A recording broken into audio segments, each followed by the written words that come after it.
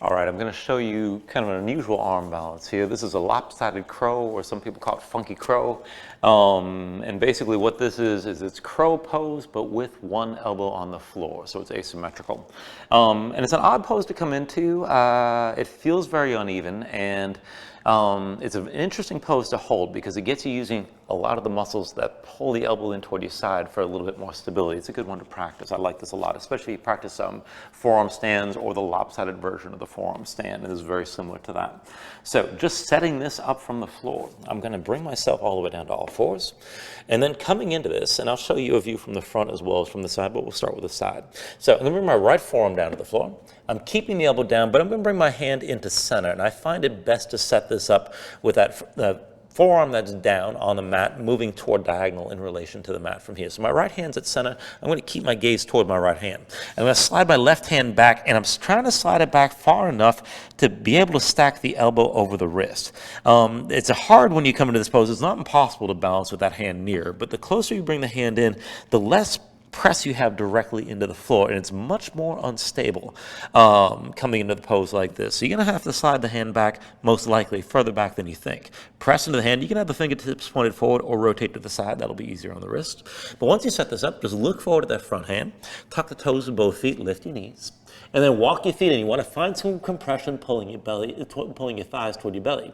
Now the knee that's closest to that lifted elbow is going to stay there, and then I'm going to bring the second knee in toward that. So basically, you're just balancing everything in with a little bit of structure from that one lifted elbow. You have to keep it pulled in, try to keep your gaze forward. This is much easier if you keep your butt up in the air. If you start to sink down, this is very hard to hold, keep in mind.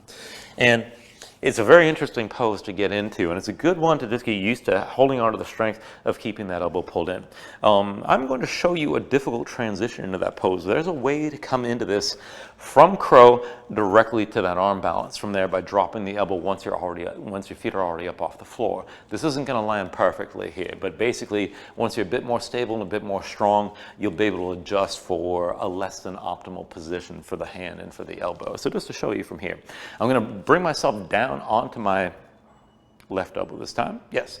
So basically sideways facing. So I'm going to just bring myself into a regular crow. Now coming into this, knees to the upper arm, look forward, lean, and to stay lifted. And if you want to take this with one forearm down, you can make the transition. So I'm going to keep my right elbow lifted, bring both knees toward my right arm, and now just keep your gaze down, look at the floor, keep your butt lifted, take it slow, let your body pivot, and the elbow's going to come down. Ooh, I'm a lot lighter than I used to be with that. And you're going to be a little bit twisted when you come down, keep in mind. Try to keep your butt up high and just feel things out. And I'll give you one more look at this. So if you want to see it from the front, basically I'm going to do this again. And this time I'm going to do my left forearm down, hand in towards center. My right hand's on the floor. I'm going to slide this back, and this may be easier to understand from that front view. And then again, I'm tucking my toes, bringing my knees over to the left, so the left knee goes on the left arm. I'm going to keep my gaze forward. I'm going to lift the right foot and keep the leg squeezing in.